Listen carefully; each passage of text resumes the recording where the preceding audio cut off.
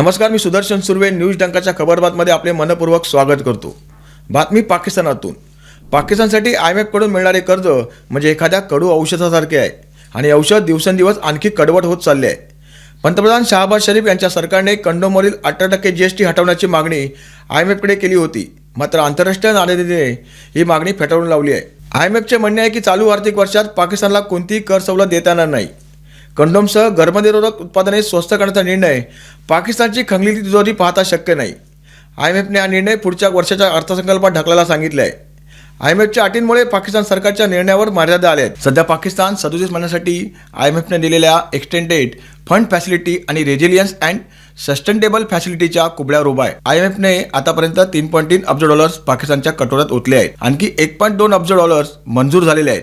मात्र ही मदत म्हणजे खिरापत नसून त्यासोबत कठोर अटी जोडलेल्या आहेत. कंडोमवरील GST काढून टाकल्यास पाकिस्तानच्या तिजोरीला 400 ते 600 दशलक्ष रुपयांचे नुकसान झाले असते, जे IMFला मान्य नाही. पाकिस्तानला आधी 13 ट्रिलियन रुपयांचे महसूल लक्ष्य पूर्ण करण्यात अडचणी आहेत.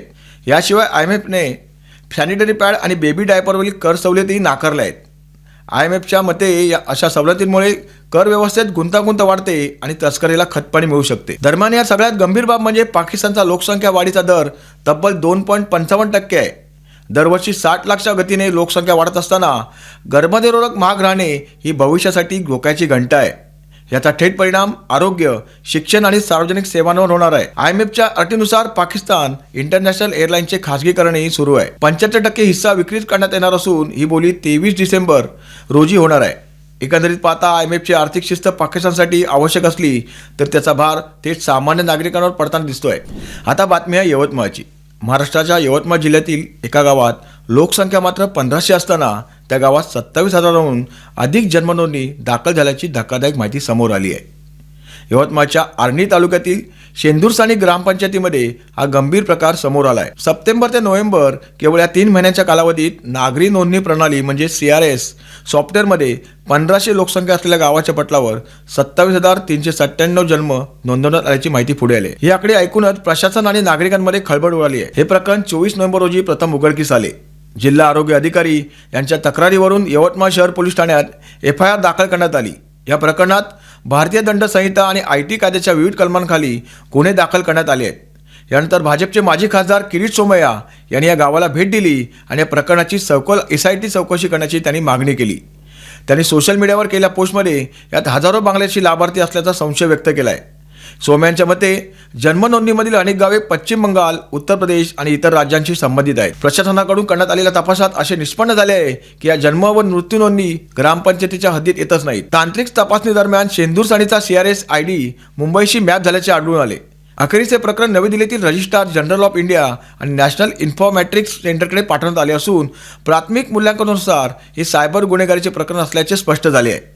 एकंदरीत हा प्रकार केवळ प्रशासकीय चूक नसून राष्ट्रीय सुरक्षेच्या आणि लोकसंख्या विषयक धोरणाच्या दृष्टीने अत्यंत गंभीर आहे. या प्रकरणात पुढे कोणाची नावे समोर येतात याकडे संपूर्ण राज्याचे लक्ष लागले आहे. आता बॉलिवूडकडे बघूया. आदित्य धर यांच्या A rated spy thriller cinema धुरंधरने यशराज फिल्मच्या स्पाय युनिव्हर्सला लोळवल्यानंतर बॉलिवूडमध्ये चांगला धुराळा उडाला आहे. सध्या बॉक्स ऑफिसवर धुरंधर नावाचे वादळ धुडगूस घालत आहे.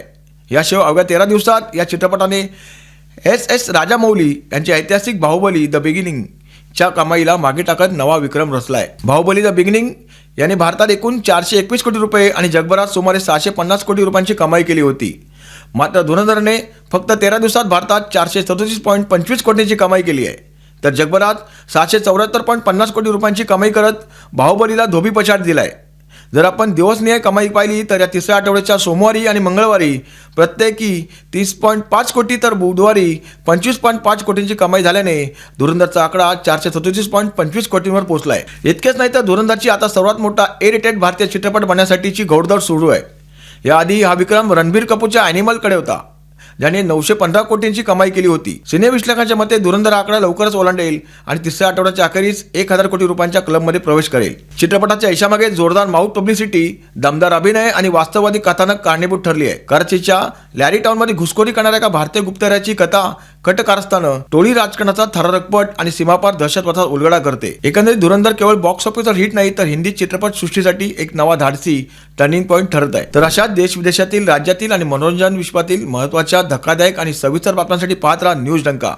व्हिडिओ आवडला असेल तर लाईक करा, शेअर करा आणि न्यूज डंका चॅनलला सबस्क्राईब करायला विसरू नका. पुन्हा भेटूया पुढच्या अपडेट्ससह. धन्यवाद. नमस्कार.